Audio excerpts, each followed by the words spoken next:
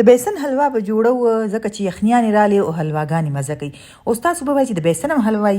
ځنه خلک یې جوړوي ډېر په شوق سره یې خوري او ځنه خلکو ته نشته پته.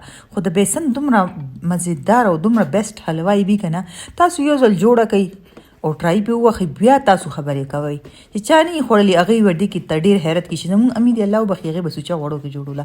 په سوچه غوړو کې چې کم شی جوړ شي هغه خو به ظاهري خبره ده چې خوند ډېري. دلته ما یو کپ تیل واغسته او هغې کې ما یو نیم کپ بیسن واچولو. که تاسو سره غوړي ګرم کوي بیا په پیاله په حساب واچوئ. یو نیم کپ مې پکې بیا بیسن چې واچولو دا به زه اوس په نارمل نري ګیس باندې سور کوم، ډېر تیز ګیس نه.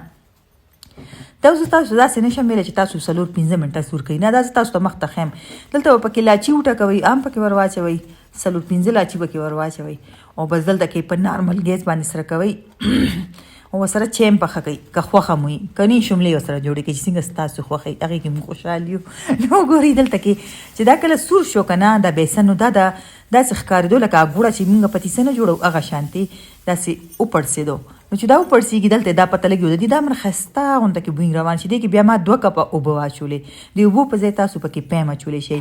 او څه کم کپ مې پکې څه کم پیاله ما دې کې چینی واچوله.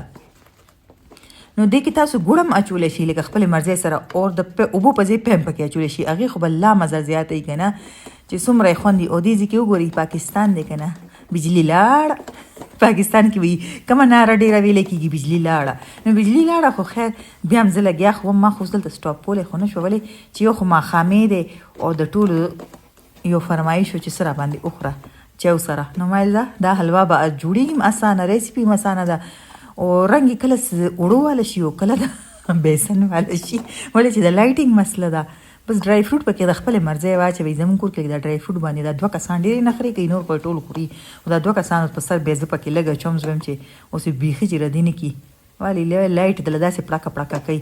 نو دې ځای کې چې دی د بیسن حلوا ښکاري، خو زه نه ځای کې د اوړو حلوا ترې نه جوړ شي. انشاءالله دلته د اوړو حلوا ښکاري. د اوړو حلوا ریسیپي در کوم، خو هغه یوه چې کومه ملا او خپو درد دپاره فایدهمنه ده. بس دې ټولو له مې کمرو ته چای وروړې، ورسره مې حلوا هم ورکړه او زه ورته دې ځای کې ودرېدم.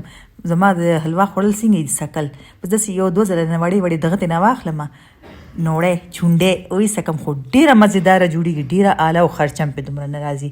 تاسو یې هم ټرای کوئ.